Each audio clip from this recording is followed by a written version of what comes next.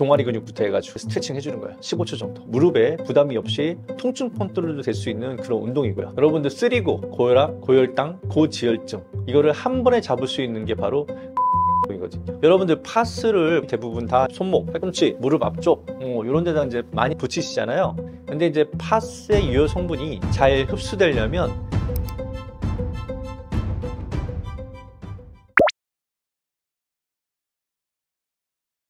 예전에 제가 또 방송에 출연했을 때 이제 그런 패널 중에서 이제 파스를 어떻게 사용해야 되느냐 질문을 주셔가지고 제가 한번 또 얘기한 적도 있는데, 여러분들 파스를 관절이 아프다고 해서 항상 눈에 보이는 부분이 대부분 다 이게 손목, 팔꿈치, 무릎 앞쪽 이런 데다 이제 파스를 많이 붙이시잖아요.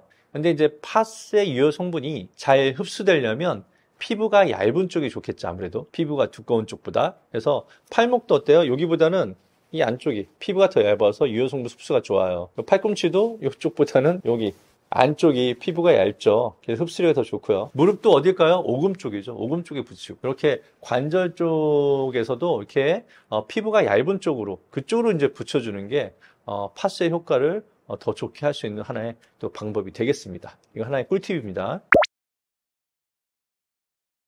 환자분들이 이제 오셔가지고 여기 아파요 뭐 이런 분도 있는데, 보면은 이거는 그냥 기후에 불과하다, 이거는 집에서 쉬어도 되는 그런 통증이 있고 병원에 때마침 잘 오셨네 하는 그런 통증이 있는데요. 기본적으로 여러분들 운동하고 나면 다음날 좀 몸이 좀 뻐근하잖아요, 그죠? 그런 거는 단순한 근육통입니다.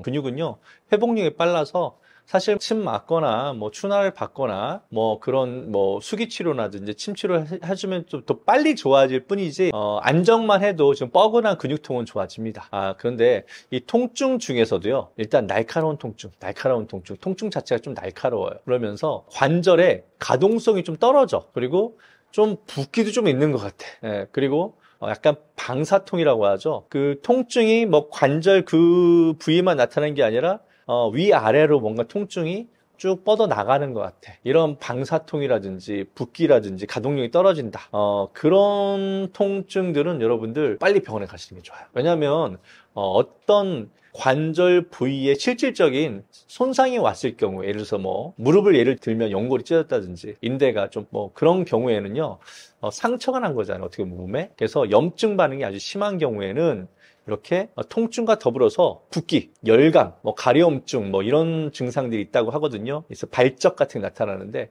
이런 증상들이 있을 때는 병원 가서 제대로 전문의의 검사를 받거나 전문의와 상의를 하고 검사를 꼭 받으셔야 합니다.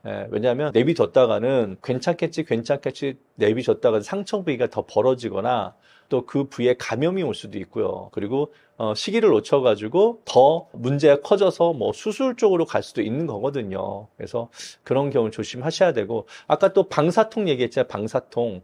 이게 보통 이제 방사통이라는 건 뭐냐면 여기가 아픈데 통증이 내려가는 거잖아요. 예를 들어서 허리 같은 경우에 허리가 아파, 다리가 저려. 그러면 여러분들 무조건 다 디스크라 생각하잖아요. 그건 아니에요. 신경이 눌려도 다리가 저리고요. 여러분들 그리고 관절염이 생겨도 방사통이 생깁니다. 그래서 신경염이나 관절염이나 신경이나 관절에 손상이 간 거기 때문에 이런 경우도 무조건 병원에 가서 전문의와 상담을 해서 거기에 맞는 적절한 치료를 빨리 하는 게 좋고요. 그래서 방사통이 나타난다, 그래도 병원에서 적절한 치료를 받으러 가셔야 되는 게 맞습니다.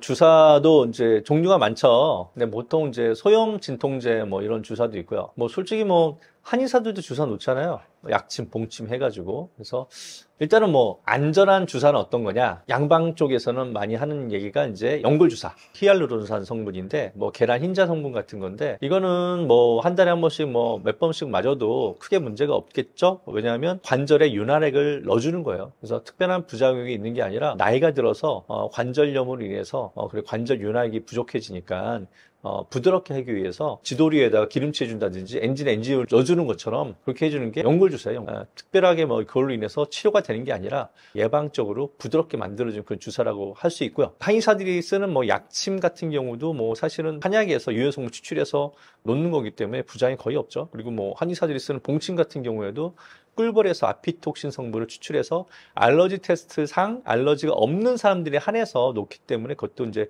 큰 부작용이 없는 걸로 알고 있어요. 근데 이제 주의해야 될 주사는 이제 아무래도 여러분들 뼈 주사라고 많이 하죠. 예전에는 뭐 시골에서 할머니들 뭐 무릎 관절 아프면 이거 만지러 많이 갔는데 이게 스테로이드 주사예요. 스테로이드 주사는요, 통증이 너무 심해서 일시적으로 한 번 정도 맞는 거는 어떻게 뭐 괜찮을지 모르겠지만 이게 부작용이 좀 심각하신 분들은 골밀도도 많이 떨어지고요. 면역계통도 이상이 생기고, 그리고 시골 할머니들 주사 자주 맞으시는 분들 얼굴 보면은 얼굴이 달덩이처럼 부어 있어요. 문페이스라고 하는데 이게 다 스테로이드 부작용이에요. 예, 스테로이드 맞다 보면은 그렇게 몸에 여러 가지 안 좋은 신호들이 많이 나타나기 때문에 스테로이드 주사는 별로 추천하지가 않습니다. 예, 그런 주사들을 맞기 전에 먼저 나의 문제점이 뭔지, 습관과 자세가 뭔지를 생각을 하시고 거기에 맞게끔 자세와 습관을 고치고, 그리고 본인에 맞는 적절한 운동법을 통해서 몸을 밸런스를 잡아주고 근육량을 길러서 근육의 탄력성을 또 높여줘서 관절을 보호해주는 그런 좀 시간이 걸리지만 안전한 치료법을 권장합니다.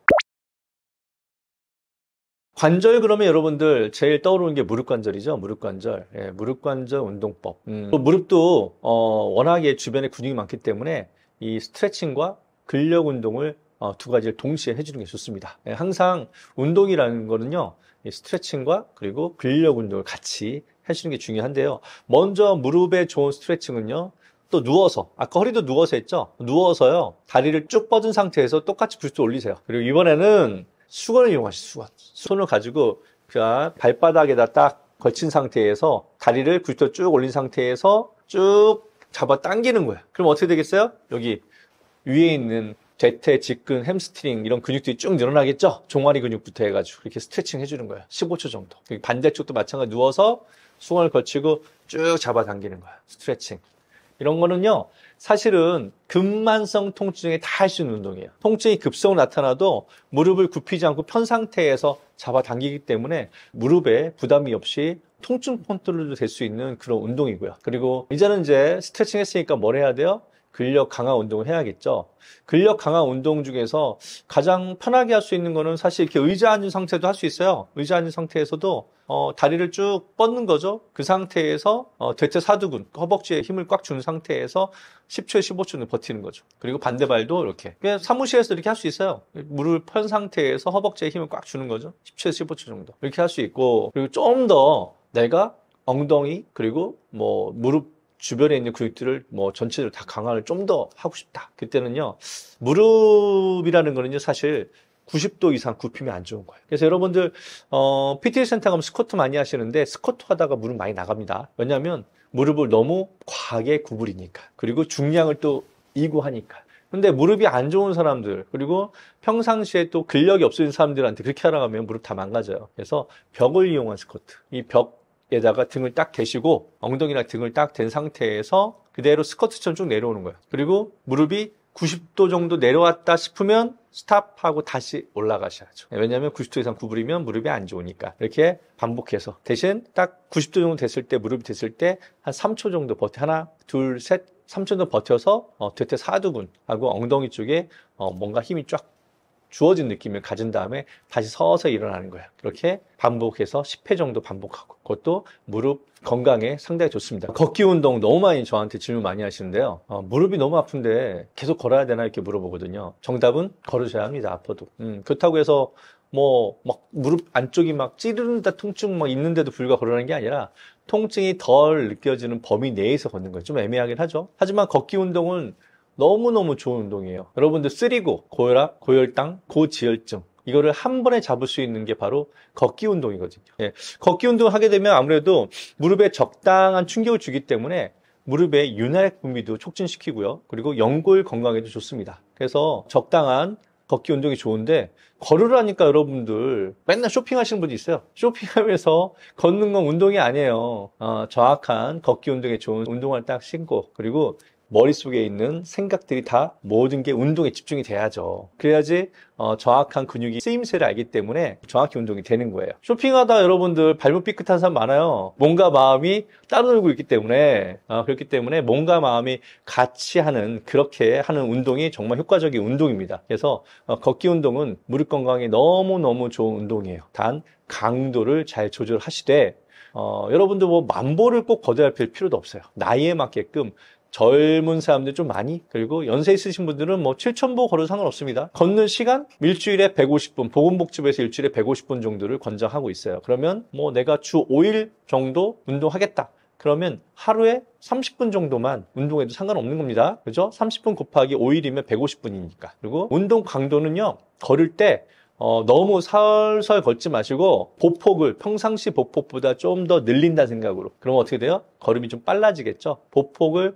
한 조금 더 넓게 걸으세요. 그러면 자연스럽게 걸음걸이가 빨라져요. 그래서 좀 더 빠른 걸음으로 보폭을 넓혀서 그렇게 걷는 것이 좋습니다.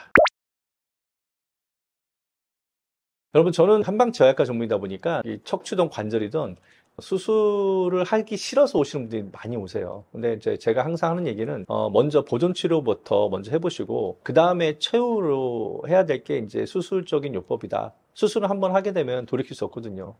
최선의 선택은 보존 치료다. 그 최후의 선택이 수술이다. 이렇게 항상 설명을 드리고요. 그리고 사람이라는 건요, 정말 운동이 중요한 게, 사람은 태어날 때는 어떻게 해요? 말랑말랑. 아기는 말랑말랑하게 태어나잖아요. 근데 죽을 때는 어때요? 몸이 뻣뻣해서 죽어요. 여러분들 나이가 들수록 점점 내 몸이 옛날과는 다르게 뻣뻣하고 굳어있다. 이건 내가 정말 죽어가는 거예요. 죽어가는 거. 그래서 내가 일찍 돌아가시지 않으려면 어떻게 해야 돼요? 평상시에 근육 운동과 더불어서 스트레칭 많이 해서 말랑말랑한 몸을 유지하시는 게 중요합니다.